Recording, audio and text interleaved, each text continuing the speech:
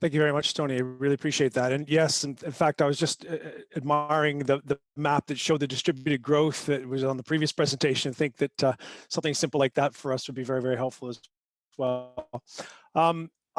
If you could advance to the first slide, please. Apologies, I'm not trolling the slides, but thanks very much for having me. And some of you will have heard some of this presentation before, but we had some really exciting announcements around the ARC last week that I hope I'll be able to update you on. As Tony said, I represent the ARC Leadership Group, which is the local authorities and local enterprise partnerships across the ARC. Not all of them, but most of them. But we work very closely with government on developing this narrative for the ARC. And I'm very, very pleased to say that this vision that's in front of you now, which we published as part of an ARC economic prospectus last year, is really starting to take hold. And it's always pleasing when you see a government policy paper come out and actually play the words you've suggested to them they should play back to you, coming back to you. And I'll talk a little bit more about that later, but I'm very pleased to say that we're really working on this vision strongly with government to be able to make sure that it is this wider sense of success. And I guess of relevance today, next slide, please, are the challenges that we've got around collaboration. Why would you collaborate?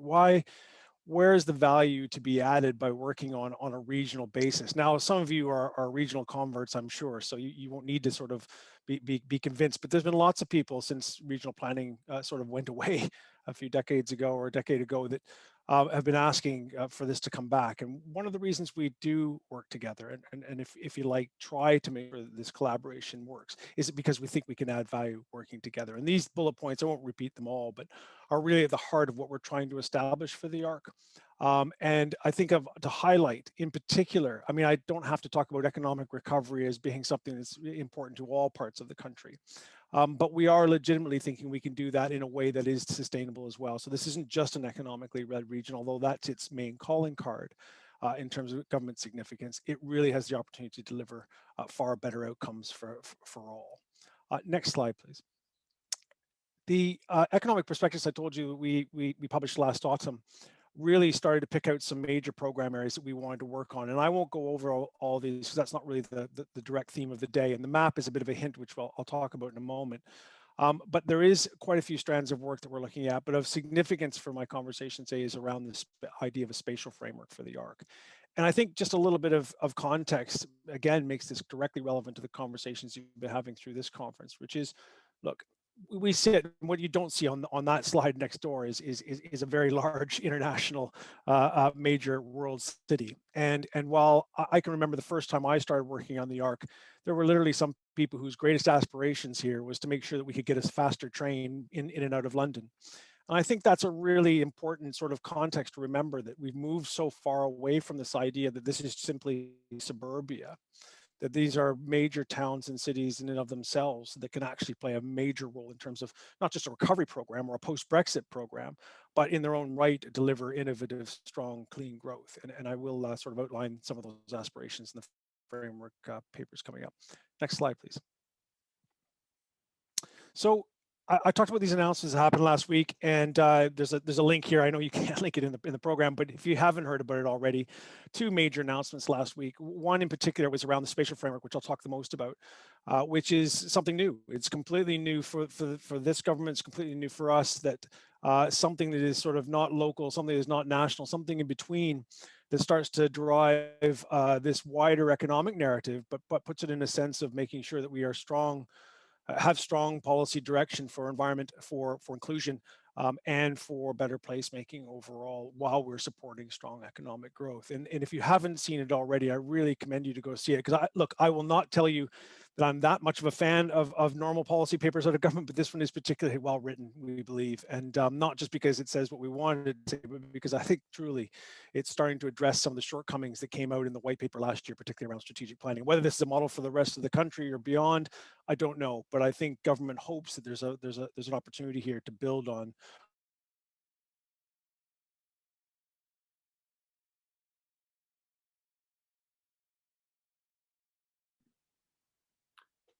We seem to have lost Bev there.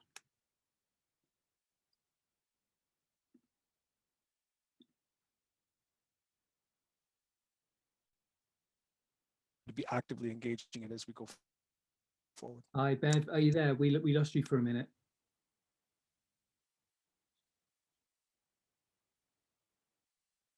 next slide, Okay, if you can hear me.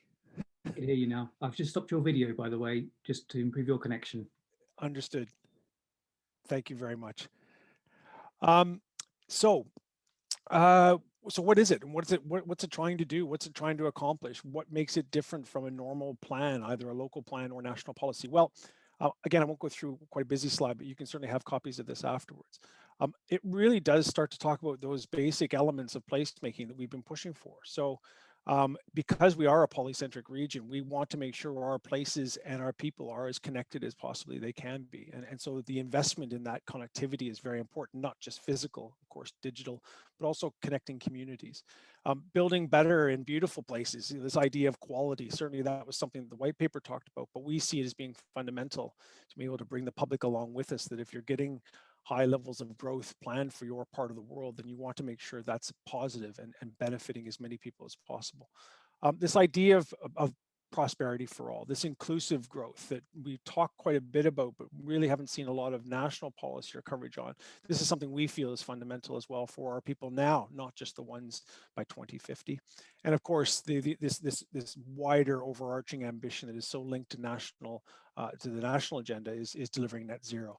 And the thing about the ARC is it's not just delivering it in a way that it receives technology, it actually invents the technology, and the innovation coming out of our universities and our entrepreneurs can actually help drive that net zero agenda, not just for the ARC, but indeed for the country and beyond, which is really quite exciting.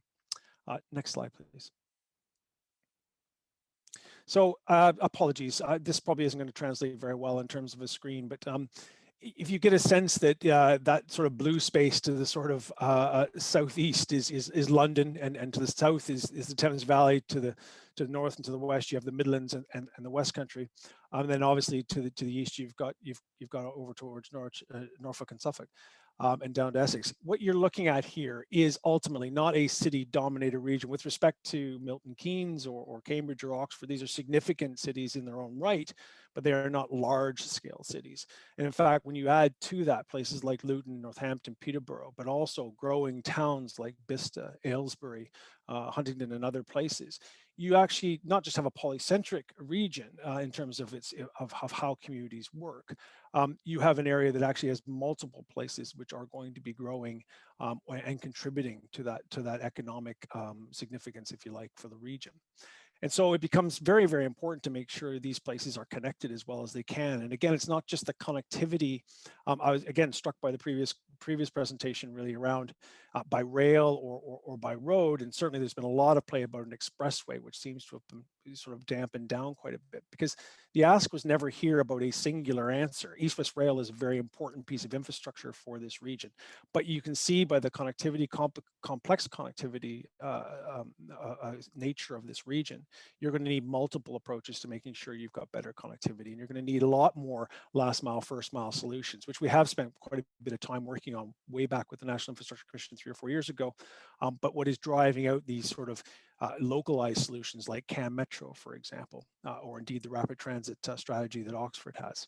So I think this is going to be a theme going forward, is not just thinking about that connectivity in a transport sense, but thinking about how these communities function in their own right and how new communities might play in this. So the government, certainly through the spatial strategy, will be looking and testing whether growth should be met by new communities or extension to existing communities. And I think that's going to be at least controversial, but it'll also be quite interesting to see how that starts to translate, especially in a post-COVID, apologies for the language, but after the current sort of crisis, how we start to return to work and return to planning places, and what impact changes of travel will have will be quite fascinating to watch. Next slide, please.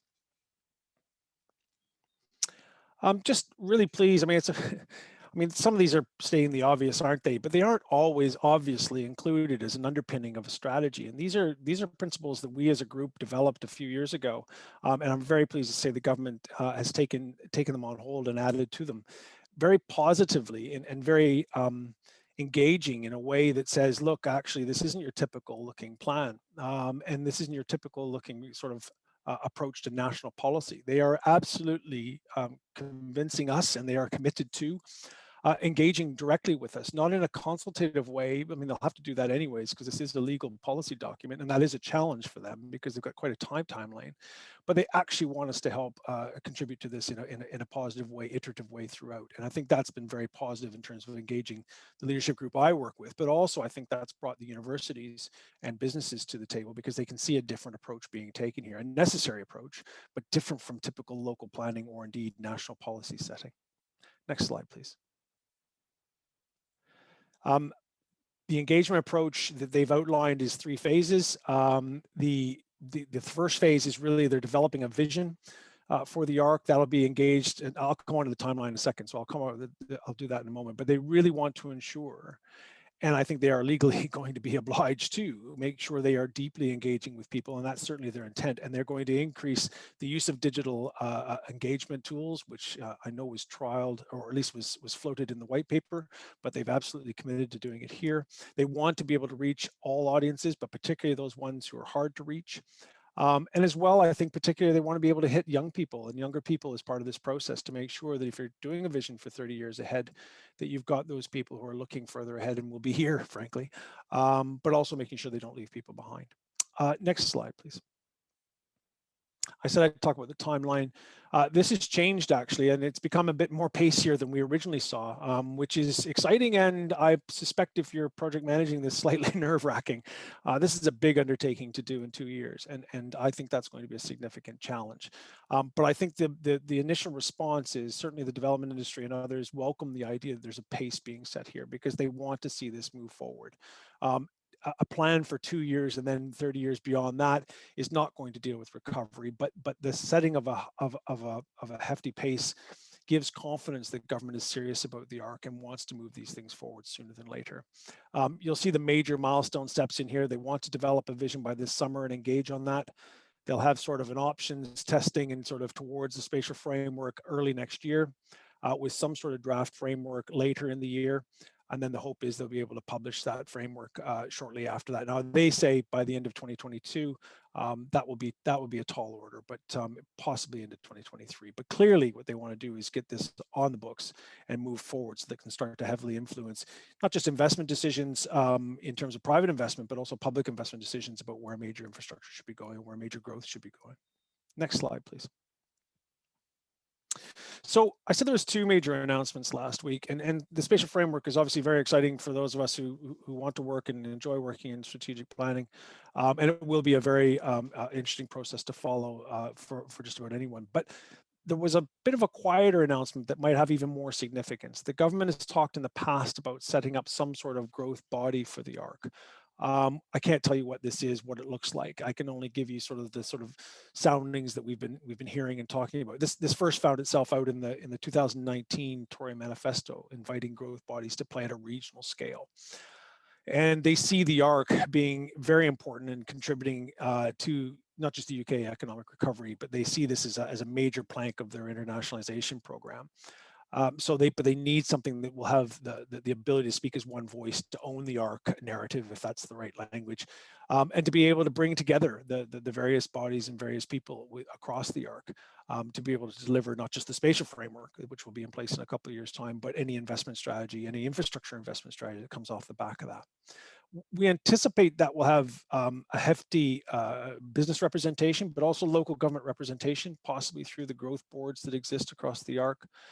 It will be something that includes the whole of the ARC geography. So I work for a group that is a membership group. It's a coalition of the willing, if you like. The government's been very clear that whether you're a member of the ARC leadership group matters not. All the geography of the ARC will be included in this. So they'll have to find some way to be able to represent all parts of the ARC. They want to make sure that the universities are obviously very, very much a focal part of that, but that it is economically led. So our challenge is to make sure that we hear those other voices that are out there, other stakeholders having access to this body as well. And it should and hopefully will drive investor confidence. We think it'll be some sort of board structure. I wouldn't say, or I've been told there's no existing model that they favor, whether that's Midlands Engine or Western Gateway. I think they can probably learn bits they like and don't like about each of those and try to put it right in the arc. But at the end of the day, as I say, it will probably cover, while economics and the economy will lead that sort of narrative, they very much want to see that alongside environment, strategic planning, infrastructure, and investment as the main functional areas that this body might start to look after. No timetable has been set for that we know of, but we think at the end of the day, they want to get on with it quite quickly. Having announced it and taken the political sort of heat for that, I suspect they'll want to get it placed and up and running as quickly as possible. Just before, I've got a short little video that we can show you, but I just want, before we go on to that, I just want to be able to say that particularly important for the ARC, and very difficult, I have to say, 4 million people in a region that doesn't really know itself in the sense that it exists. It's a construct, it's an artificial construct in that sense.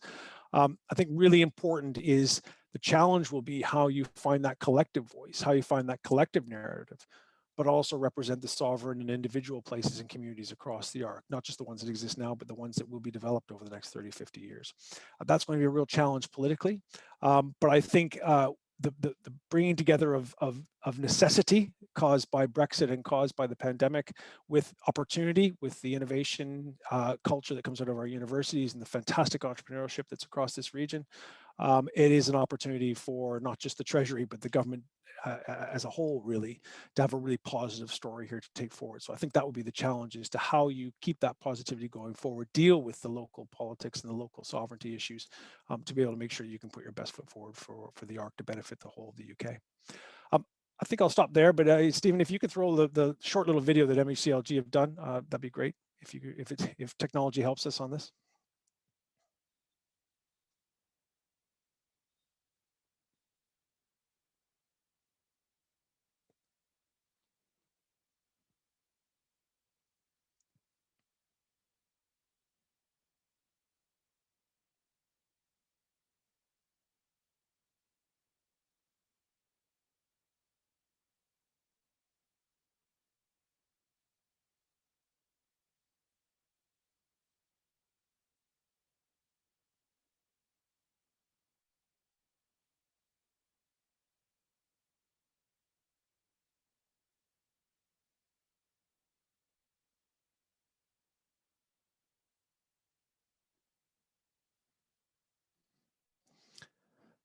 Thanks very much, Stephen. I'll close there, Tony, if that's okay. Just one last thing I want to say that came out in that video as well. One of the things that's quite interesting about the ARC is and we've had this a lot. I was very pleased government didn't hide away from it in the policy paper. They very much identify that the ARC can play a role in the leveling up agenda. And it's not that the ARC needs money more than any other region in the UK. In fact, I'm sure that's not the case. But what is the case is that investment in the ARC actually can create a positive benefit for the UK economy, which means there'll be more to be able to share across the country. So there's a very big leveling up agenda for the ARC in terms of its role as part of a wider national leveling up. But there's also a local leveling up that I think is very, very important. We have communities within the ARC who are further behind others. And I think there's a real opportunity here through this coordinated approach the government's taking to be able to help, not just help the ARC for its own sake, but also help the UK as a whole. I'll leave it there. Thanks very much. Thank you.